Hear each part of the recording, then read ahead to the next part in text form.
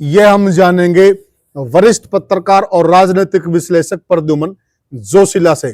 प्रद्युमन भाई राम राम। राम राम जी। सभी दर्शकों को नमस्कार। राम राम साथियों, हरियाणा की राजनीति में कई दिन से इस प्रकार की उथल पुथल मची हुई थी और उस उथल पुथल को देखकर हरियाणा की जनता भी यह संभावना लगा रही थी कि इस बार शायद कुछ न कुछ होगा। पूरी जनता को उम्मीद थी कि जिस प्रकार से अनिल विज ने, क्योंकि अनिल विज का कद कोई छोटा कद नहीं, बीजेपी के बहुत कद्दावर नेता हैं और बहुत बड़े कद के मंत्री भी हैं। वो इस बार जिसने आवाज उठाई वह कद्दावर है। अगर कद्दावर ने आवाज उठाई है तो कोई न कोई अच्छा रास्ता निकल कर आएगा। लेकिन साथियों, यहां तो वो कहावत हो गई कि खोदा पहाड़ निकली चूया। कई दिन से अनिल विज ने जिस प्रकार का शोर शराबा कर रखा था और जिस प्रकार से उन्होंने जो टारगेट चुने थे, वास्तव में बहुत बड़े टारगेट थे। एक टारगेट पे उनके मुख्यमंत्री थे और दूसरे टारगेट पे प्रदेश अध्यक्ष थे। वाकई में जिस प्रकार की आवाज और जिस प्रकार का सबर सुनाई दे रहा था कि इस बार कुछ न कुछ बड़ा होने वाला है, लेकिन हुआ क्या, यह हम जानेंगे वरिष्ठ पत्रकार और राजनीतिक विश्लेषक प्रद्युमन जोशीला से। प्रद्युमन भाई राम राम। राम राम जी। सभी दर्शकों को नमस्कार। राम राम जी। प्रद्युमन भाई, ये क्या हुआ जी? बहुत बड़ा शोर शराबा था, लेकिन ये तो ऐसा लग रहा कि टाइम टाइम फिश हो गया, जैसे बच्चे कहते हैं।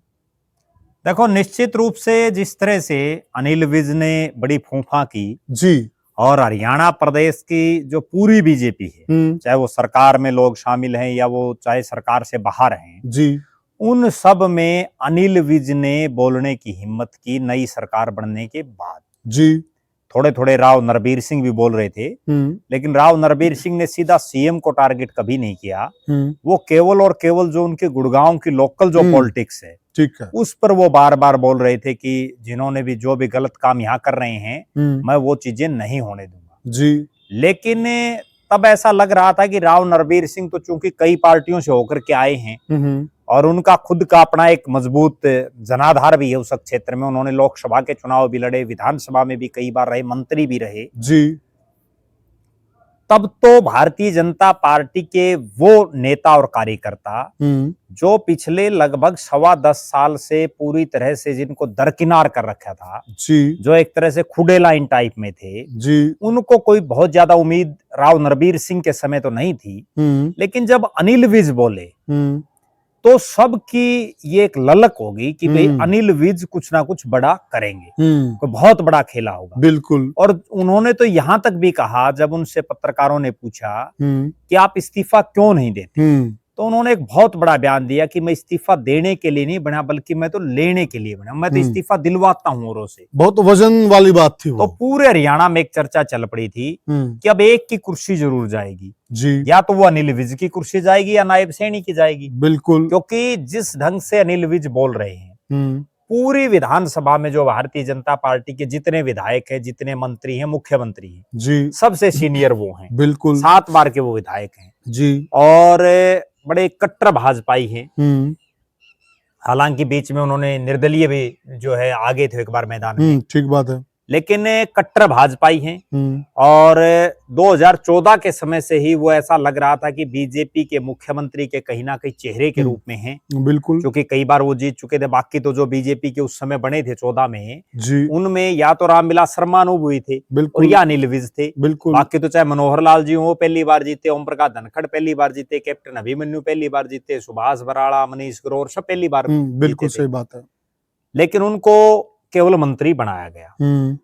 उसके बाद अगली सरकार में फिर उनको पावरफुल मंत्री बना दिया गया जी, उनको होम मिनिस्ट्री दी गई जी। इस बार उनको बहुत ही छोटे डिपार्टमेंट और जो उनका कद होना चाहिए उस कद के मुताबिक तो वो बिल्कुल भी नहीं है। ठीक है। उस लिहाज से उनको एक यूं कह सकते हैं कि मजबूरी में मंत्री बना गया। तो जो पिछले एक सप्ताह का घटनाक्रम है जी, हर रोज जिस तरह की वो बयानबाजी कर रहे थे जी, हर रोज जैसे वो ये दिखा रहे थे भाई मैं ही सब कुछ हूं और मैं पता नहीं धरती को पलट दूंगा, बीजेपी को पलट दूंगा, ये कर दूंगा, वो कर दूंगा जी।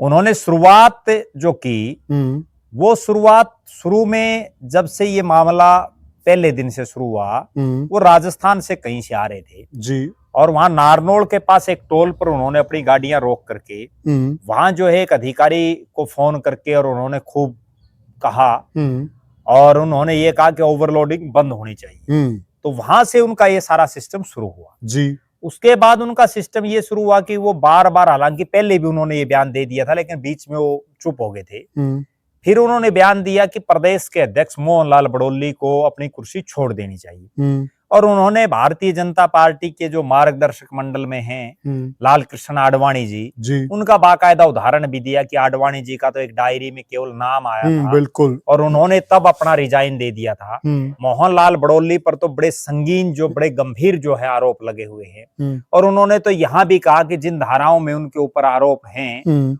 उन धाराओं वाला व्यक्ति महिलाओं की मीटिंग कैसे ले। बड़ी बात तो यही थी, बहुत बड़ी बात उन्होंने बहुत बड़ी बात थी कि मोहनलाल बड़ौली को इस्तीफा दे देना चाहिए। तब भी ऐसा लगा कि अनिल विज बहुत सही कह रहे हैं और कहीं ना कहीं जो काम विपक्ष के लोगों को करना चाहिए जी, वो अनिल विज कर रहे हैं।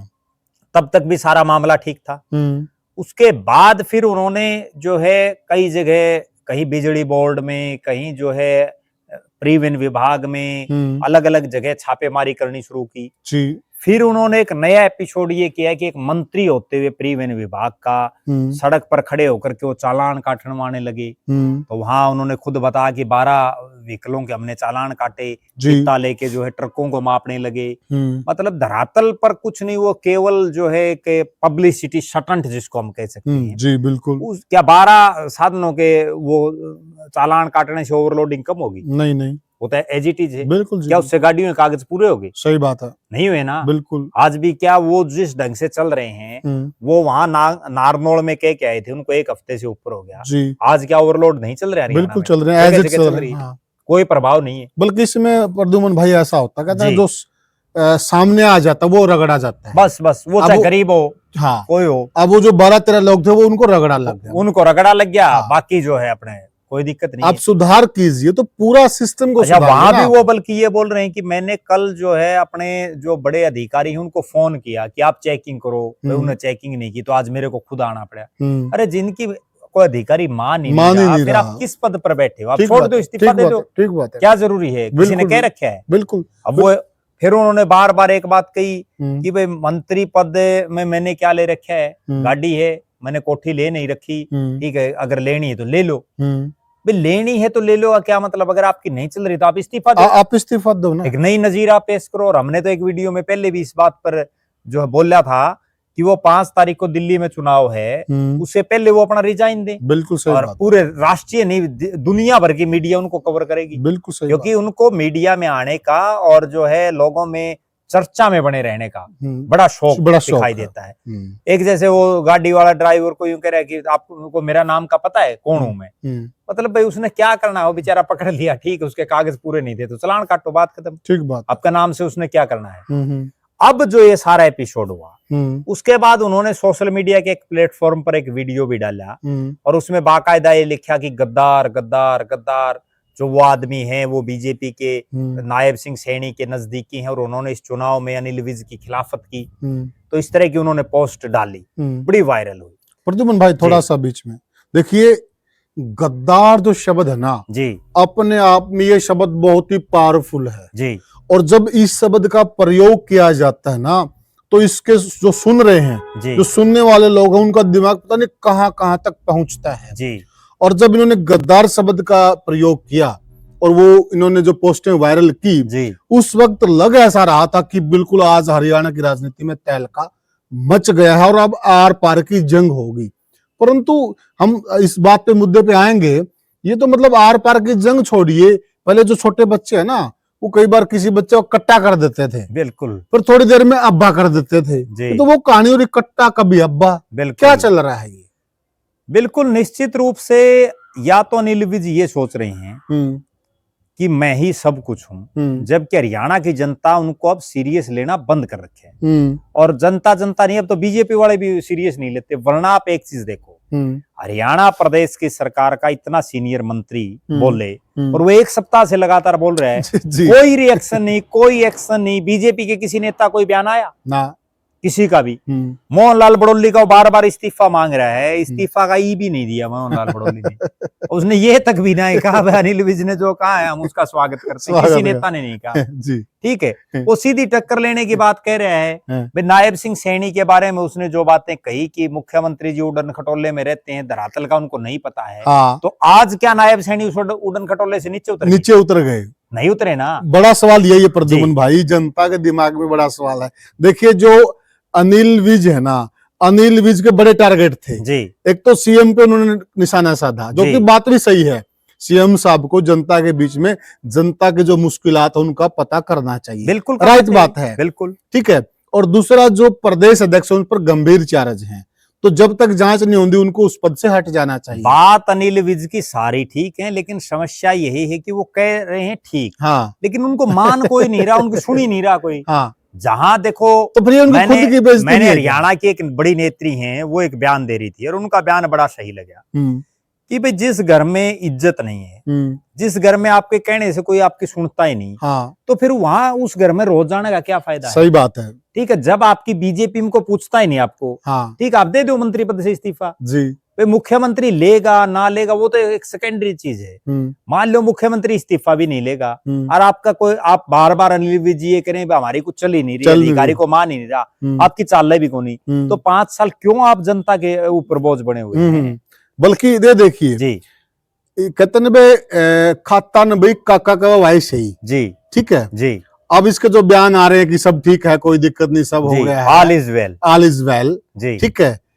2-3 दिन पहले श्याम सिंह राणा से पत्रकारों ने पूछा जी, और उन्होंने कहा कि नहीं मेरी तो चलती है, कोई दिक्कत नहीं जी, सब सुनते हैं जी। उसके बाद उन्होंने श्याम सिंह राणा की बात पर कटाक्ष किया मीडिया में जी कि चलो अब उनकी चलने लगी होगी, मेरे पास तो ये जानकारी थी, वो फोन करते मेरी तो चलती नहीं है। तो जब श्याम सिंह राणा पे तो ये कटाक्ष कर रहे हैं, तो आज अनिल विज से भी सवाल बनता क्या उनकी चलने लग गई रातों रात में? नहीं, बात यही है कि जो उन्होंने बात रखी, हाँ, उन किसी भी बात पर कोई अमल नहीं हुआ। ना तो मुख्यमंत्री जी हेलीकॉप्टर से उतरे, नहीं उतरे, ना मोहनलाल बड़ौली जी ने इस्तीफा दिया, बिल्कुल सही, ना जो है उन्होंने, और बार बार ये कही कि मेरे पास जो 2 डिपार्टमेंट हैं, बिजली और परिवहन, हाँ, मैं इसमें बहुत कुछ बदल दूंगा। हाँ, अभी तक तो 4 महीने होने को हैं, कुछ भी नहीं बदला नजर आ रहा है। ठीक है, लोग जैसे थे वैसा ही ढांचा चल रहा है, कोई नई चीज नहीं दिखाई दे रही। इसके अलावा उन्होंने जो कहा कि अधिकारी हमारी नहीं सुनते, फिर रातों रात में ऐसा क्या जादू अनिल विज ने मार दिया कि अब जो है वो सारा सिस्टम पलट गया, अधिकारी भी वो तो मैं एक बात बताता हूँ, हाँ, एक बड़ी बहुत महत्वपूर्ण बात है जिसका हरियाणा के बहुत कम लोगों को पता हुआ, इन्होंने तो वो चीज कर दी। जब चौधरी बंसीलाल और भारतीय जनता पार्टी का समझौता था और 1996 में जी, उसके बाद बीजेपी ने अपना जो है समर्थन वापस ले लिया, बंसीलाल जी की सरकार अल्पमत में आ गई जी, सरकार गिर गई, बिल्कुल अल्पमत में आ गई। उसके बाद कांग्रेस ने उनको समर्थन देने की बात चल पड़ी, कांग्रेस जो है इनको समर्थन देगी। तो विधानसभा में जब विश्वास मत पारित करना पड़ता है जी, वे आपके पास विधायकों की संख्या है या नहीं है, बिल्कुल, तो उसके लिए जो है विधानसभा का सत्र बुलाया जाता है जी। विधानसभा के सत्र में मुख्यमंत्री जो होते हैं उस समय वो अपनी बात रखते हैं, विपक्ष के नेता अपनी बात रखते हैं जी। विपक्ष के नेता ये कहते हैं भाई सरकार में ये कमियां है, इस सरकार में ये, सत्ता पक्ष वाले अच्छा ही बताते हैं। तो जब विधानसभा में चर्चा चल रही थी तो उस समय चौधरी बंसीलाल जी मुख्यमंत्री थे, चौधरी वीरेंद्र सिंह डूमरखा वो कांग्रेस के बड़े नेता थे, तो वो भाषण दे रहे और भजनलाल जी के दोनों बेटे विधानसभा में विधायक थे, चंद्रमोहन भी, कुलदीप बिश्नोई भी। चौधरी भूपेंद्र सिंह हुड्डा उस समय जो है कांग्रेस पार्टी में रोहतक से सांसद थे जी। तो हुआ ये कि चौधरी वीरेंद्र सिंह भाषण देने मतलब विधानसभा में अपना स्पीच दे रहे और वो ये कह रहे कि ये सरकार इतनी नाकारा है, ये सरकार ने जो है कुछ नहीं किया चौधरी बंसीलाल ने अपने कार्यकाल में, और इससे भ्रष्ट, इससे मतलब उन्होंने जो शब्द विपक्ष के लोग कहते वो तमाम शब्द बोले जी।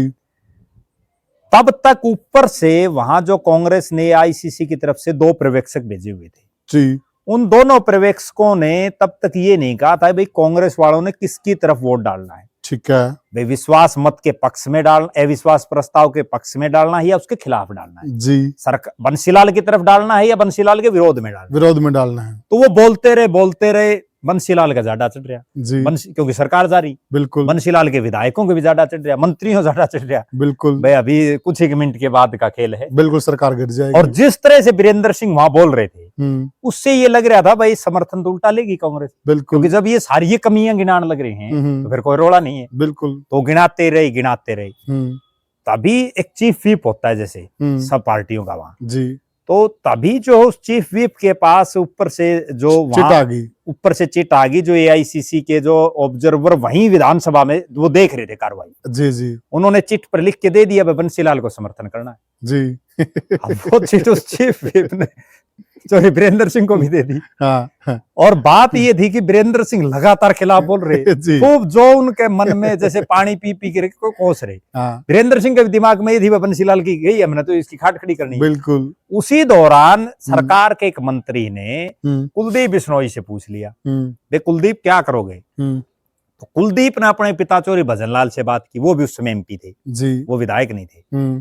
तो चौधरी भजनलाल ने उनको कुछ कहा होगा, तो कुलदीप बल्ला तारीख खाट खड़ी कराएंगे जी, उन्होंने बंसीलाल को बता दी। बंसीलाल को और ज्यादा चढ़ गया भाई अब तो कही सरकार तो उसी दौरान वो जैसे ही चिट आई ना, तो राजनीति इस ये अनिल विज से संबंधित है, एकदम 90 डिग्री एंगल में घूम जाती है। वो तुरंत वीरेंद्र सिंह बोलते वो चिट देखी उसने बंसीलाल का समर्थन करना, वो भाई ये सारी कमियां होने के बावजूद और इतनी गंदी सरकार होने के बावजूद जी, हम चौधरी बंसीलाल को समर्थन करते हैं। सरकार हम फिर भी नहीं गिराएंगे, मैं सरकार ये चलेगी। तो उसी तरह से अनिल विज ने कोई जो उसकी मांग थी कोई पूरी नहीं हुई, कोई कुछ नहीं हुआ और कह दिया कि ऑल इज वेल। सिर्फ किस बात पे? दो ही बात।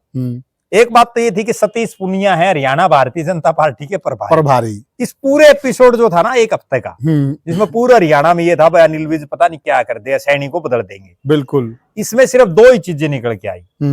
एक चीज तो ये निकल के आई कि अनिल विज को, जिसको कोई नहीं पूछ रहा था, वो अपने आप में बहुत बड़ा नेता बन रहा है। बिल्कुल।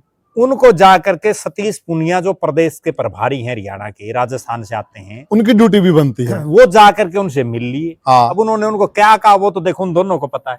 देखो इस मामले में देखा जाए ना, खिलाड़ी तो सतीश पूनिया है जी। इस मामले को उन्होंने जिस प्रकार से टैकल किया है जी, जितने बढ़िया ढंग से टैकल किया है, तो खिलाड़ी तो सतीश पूनिया निकले। बिल्कुल। उन्होंने जैसे ही उनको किया तो अनिल विज संतुष्ट हो गए। उसके अलावा एक ऑफिशियल लेटर आ गया जो प्रदेश के महामंत्री हैं उनकी तरफ से, सुरेंद्र पुनिया। ये बहुत बड़ी बात जो हम कह रहे साथियों कि खोदा पहाड़ निकली चुया। आप देखिए इतना बड़ा एपिसोड, हमले हो रहे हैं प्रदेश के मुख्यमंत्री पे, हमले हो रहे हैं प्रदेश अध्यक्ष पे, हमले हो रहे हैं बड़े बड़े अफसरों पे, और फिर बलि का बकरा कौन बनेगा बताइए प्रद्युमन भाई? इस्तीफा तो मांगने लग रहे थे प्रदेश के अध्यक्ष का जी, और वो प्रदेश अध्यक्ष के तो खुद के कानों पर जूं तक नहीं रहेंगी। ना बीजेपी के आला कमान ने कहीं कोई भी रोल दिखाया इस मामले में। भाई एक इतना सीनियर मंत्री बोल रहा है जी, तो कुछ तो होगा दाल में काढ़ा, लेकिन वो कुछ नहीं। इसका मतलब वो बीजेपी आला कमान उनको क्लीन चिट दिए हुए है, बिल्कुल यही दर्शा रहा है। बिल्कुल। तो अब उसमें बलि का बकरा क्या बन गया? सिर्फ वहां का पार्टी का एक जिला का कोषाध्यक्ष कोषाध्यक्ष का मतलब ये बहुत छोटा सा बड़ा पद है वो जी, ठीक है। और वो कोषाध्यक्ष भी मैं ये मानता हूँ ये बड़ी विचित्र स्थिति है जी, कि एक तरफ तो भारतीय जनता पार्टी के संगठन का चुनाव चल रहा है, बिल्कुल, मंडल प्रधान बना दिए, बिल्कुल, जिला प्रधान भी बन जाते अगर ये मोहनलाल बड़ोली वाला एपिसोड नहीं होता, बिल्कुल, प्रदेश अध्यक्ष भी बन जाता अगर ये बड़ोली साहब वाला एपिसोड ना होता, बिल्कुल, तो उनका तो कार्यकाल पूरा हो लिया। वो क्यों मतलब अपनी खुद की फजीयत करवा रहे हैं, ठीक है। तो इसमें जब नया जिला प्रधान आएगा, ऑटोमेटिक क्या चीज होती है संगठन में, नया प्रदेश अध्यक्ष आ गया, प्रदेश कार्यकारिणी वो अपने हिसाब से बनाएगा, बिल्कुल, नया जिला प्रधान आ गया और नई बॉडी खड़ी करेगा, बिल्कुल सही बात, ठीक है। जब वो कि मैं रहा ही नहीं सोता, ठीक है, कई दिन का मेहमान था वो, सही बात है, वो तो जिस दिन भी चाहते उसी दिन हो जाता, बिल्कुल। अब वो प्रदेश अध्यक्ष के इस्तीफे से और एक केवल जिला कोषाध्यक्ष जी जी उसको हटाने के लिए, मतलब बड़ी ताज्जुब की बात तो ये है कि अनिल विज एक तरफ तो ये कहते हैं कि मैं गब्बर हूँ गब्बर और हूँ। मैं अनिल विज हूँ, वो बेचारे जो गाड़ियों के ड्राइवर हैं उनको ये कहते हैं तू जानता मेरे को मैं कौन हूँ, मैं अनिल विज हूँ, मेरे को अनिल विज कहते हैं। किसी अधिकारी को फोन कर देते हैं मैं अनिल विज हूँ, बिल्कुल। और वो अनिल विज है जो प्रदेश अध्यक्ष की बजाय एक मामूली सा जिला कोषाध्यक्ष का बिल्कुल को हटाया गया है। बिल्कुल। बताओ। तो प्रद्युमन भाई आप मुझे एक बात बताइए जी जो यह सारा घटनाक्रम घटा है जी, इस घटनाक्रम में वो वाली कहावत नहीं होगी क्या, वो हम जब बच्चों ने पढ़ी है जब हम बच्चे थे स्कूल में, जी कि शेर आया शेर आया, जी, वो कोई जो झूठ बोलता था गांव वालों को, शरारती बच्चा था, रुक के मार देता, भाई शेर आ गया, गांव वाले भाग कर जाते लठ लेके, और फिर जब वो सारे गांव वाले आते उन पे हंसने लग जाता है, पागल बेवकूफ बोला बुकाई लाग गए। बिल्कुल ठीक है, तो वो उसने 3-4 बार ऐसा किया जी, फिर वो जब ऐसा करता रहा तो लोग सीरियस लेना बंद कर देते। बिल्कुल। एक दिन असलियत में शेर आ गया जी, अब वो उस दिन तो सही में चिल्ला रहा था, बोला भाई शेर आ गया। गांव वाला ने सोचा ये वही बेवकूफ बनाएगा और तारा मजाक उड़ाओगा, शेर सार कुछ को नहीं आयु फद्दू बनावा है, कोई नहीं गया। उस दिन उसको शेर खा गया। बिल्कुल। तो अनिल विज के साथ वही ना बन गई, बार बार इस तरह का एक शोर शराबा करते हैं और फिर कुछ नहीं होता, कुछ नहीं निकलता। तो अब ये लग रहा है कि इसको सीरियस लेना, ना तो इसको अधिकारी सीरियस लेते, ना सरकार लेती, ना है कमान लेता, इसको लोगों ने सीरियस लेना ही बंद कर दिया। ये बोल सकते हैं? नहीं, निश्चित रूप से बोल सकते हैं। इनका जो लगभग आप ये मान के चलो 10 साल के आसपास ये मंत्री रहे, क्योंकि नायब सिंह सैनी के पहले कार्यकाल में तो ये मंत्री थे नहीं। तो 10 साल के कार्यकाल में इनका आप शुरू से रिकॉर्ड उठा करके अगर हम देखें, जितना लाइमलाइट में अनिल विज रहे हैं, जितनी फूफा उन्होंने की है, जितना अधिकारियों को डांट लगाई है, जितने जो छापे मारना, कभी कुछ करना, उसका आउटपुट क्या रहा? ठीक बात। अनिल विज जी को खुद को एक श्वेत पत्र जारी करना चाहिए और प्रदेश की सरकार को भी करना चाहिए। बड़ी बात है, ये बड़ी बात है। प्रदेश की सरकार को भी और खुद अनिल विज को भी जी, कि आज तक उन्होंने जहां छापे मारे उनमें क्या हुआ? आज तक जिन जिन अधिकारी और कर्मचारियों को आपने सस्पेंड किया, वो कितने दिन सस्पेंड रहे, उन पर क्या कार्रवाई प्रदेश की सरकार ने की? कम से कम ये पता तो चले कि ये वैसे ही फूफा कर रहे हैं, कोई मानने भी नहीं की। और एक और प्रद्युमन भाई जी, वह आंकड़ा भी जुटाना चाहिए। कई बार क्या होता है कि अपने कहावत है बट चना गला डोरा पिस जाग रहा है जी, तो डोरा कितना पिसा, क्योंकि पिसता है। बिल्कुल। अब जैसे वो 12 आदमी पिसे जी, काम तो वैसे ही चल रहा है, वो 12 लोग रह गए, उनके चालान कट गए।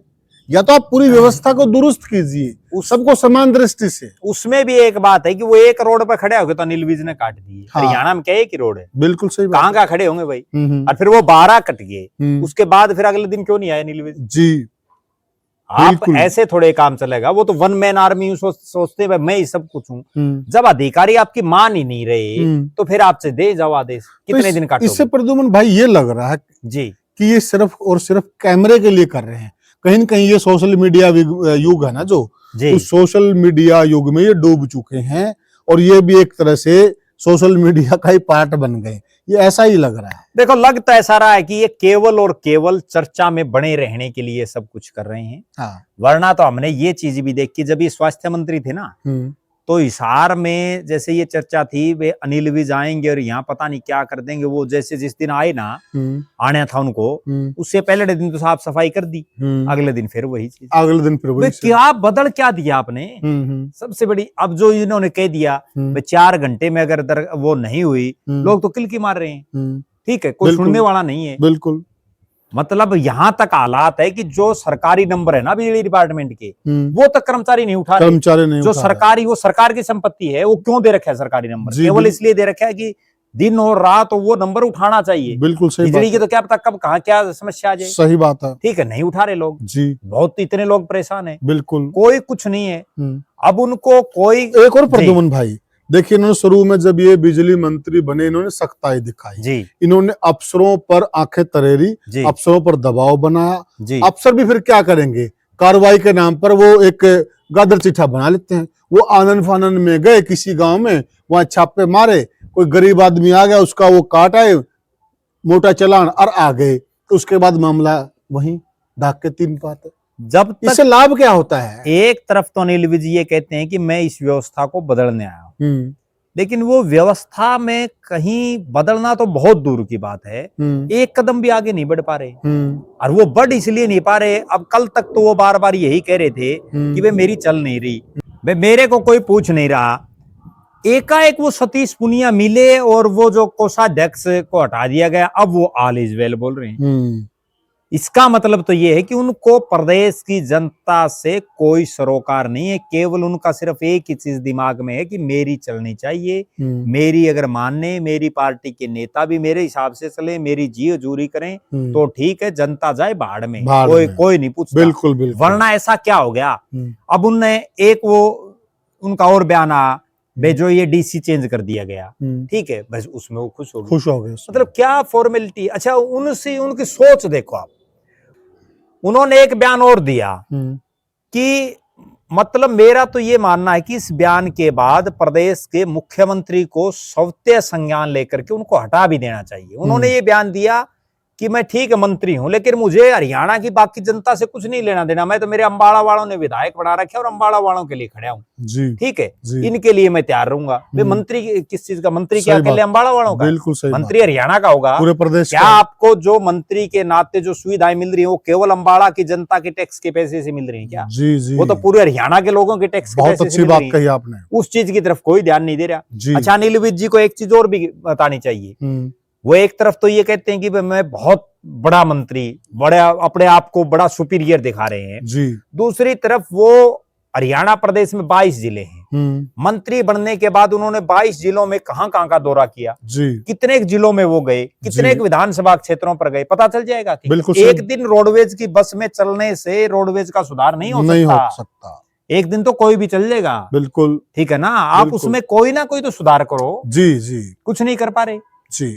तो साथियों, जिस प्रकार से अनिल विज बोल रहे थे उस प्रकार से सबको यही लग रहा था कि इस बार बहुत बड़ा सुधार होगा और बहुत बड़ा परिवर्तन होगा, तभी अनिल विज जी मानेंगे। अब इसमें एक बड़ा प्रश्न और है, और वो सबसे महत्वपूर्ण प्रश्न, और वो ये है कि इस पूरे एपिसोड का, जैसे अब वो कह रहे हैं ऑल इज वेल जी, सब ठीक हो गया जी, तो अब उनको एक चीज और बतानी चाहिए कि क्या अब मोहनलाल बड़ौली को इस्तीफा देना है या नहीं देना जी। बिल्कुल सही बात है, ठीक है अब ये भी क्लियर कर दें। दूसरी बात, क्या अब नायब सिंह सैनी को उसी उड़न खटोले से घूमना है, हेलीकॉप्टर से घूमना है, या रोडों पर आने की जरूरत है जी जी, क्योंकि उन दोनों बातों का तो कोई समाधान हुआ नहीं। बहुत जरूरी है। तीसरी बात, उनको बाकायदा, क्योंकि वो बार बार ये जो इस तरह की चीजें आ रही हैं सोशल मीडिया के माध्यम से, तो ये चीजें भी उनको बतानी चाहिए, क्लियर करनी चाहिए सोशल मीडिया के माध्यम से ही या मीडिया के माध्यम से कि क्या अब प्रदेश की अफसरशाही उनकी मानने लग